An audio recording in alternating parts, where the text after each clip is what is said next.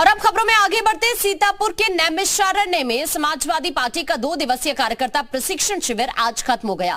कार्यकर्ता प्रशिक्षण शिविर के दूसरे और अंतिम दिन पार्टी की रणनीति और भविष्य की योजनाओं पर चर्चा की गई।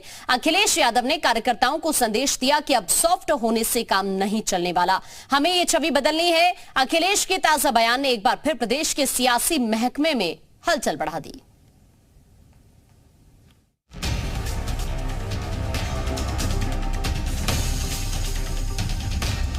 अगले साल होने वाले लोकसभा चुनाव को लेकर समाजवादी पार्टी ने भी अपनी तैयारियां शुरू कर दी। चुनाव में सत्ता पक्ष को घेरने के लिए राष्ट्रीय मुद्दों के साथ ही स्थानीय सवालों को भी पार्टी के नेता धार देंगे।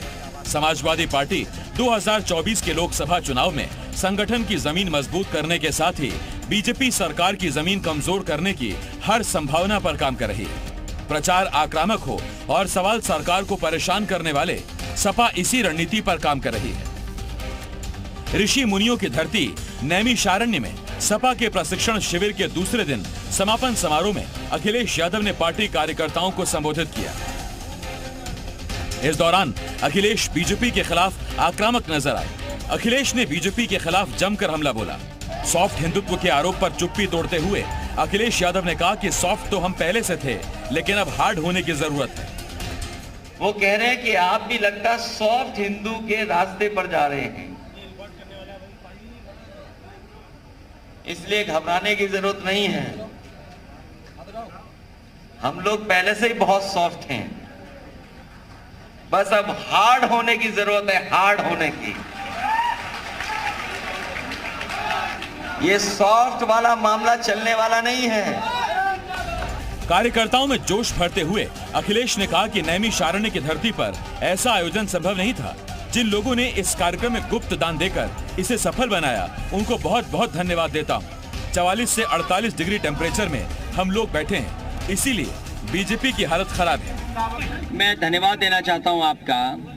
और आज इतनी गर्मी, जहां टीन शेड, पंडाल और दूर दूर से चल कर के आए, कार्यकर्ताओं ने परवाह नहीं की।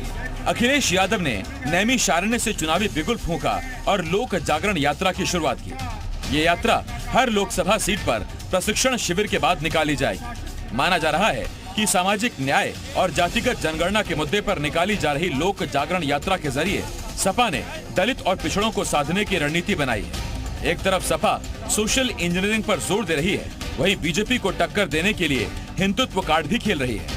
सपा अपनी विशेष वर्ग की पार्टी वाली छवि बदलने की कोशिश कर रही है। फिलहाल सपा सॉफ्ट हिंदुत्व की ओर बढ़ती दिखाई दे रही है। अब ये तो आने वाला वक्त ही बताएगा कि सपा को इसका 2024 के लोकसभा चुनाव में कितना फायदा या नुकसान होगा। ब्यूरो रिपोर्ट, जी मीडिया।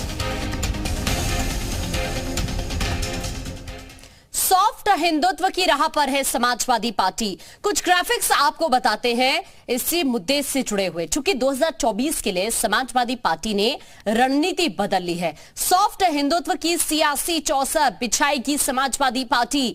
बीजेपी को उसी के हथियार से कहीं ना कहीं मात देने की कोशिश समाजवादी पार्टी की तरफ से की जा रही है। अयोध्या के काट के लिए नैमिषारण्य को चुना है। नैमिषारण्य से सपा ने 2024 का आगाज किया है। धार्मिक आस्थाओं का सम्मान करने का संदेश देने की कहीं ना कहीं यहां से समाजवादी पार्टी ने कोशिश की है।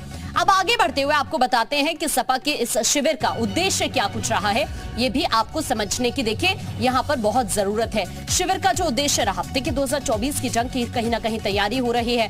कार्यकर्ताओं की ट्रेनिंग, इसके अलावा बूथ मैनेजमेंट पर भी चर्चा करने की कोशिश है और साथ ही जातीय जनगणना पर मंथन हो रहा है। समाजवाद और लोकतंत्र पर भी इस शिविर में चर्चा की गई, जो उद्देश्य रहा है इस शिविर का।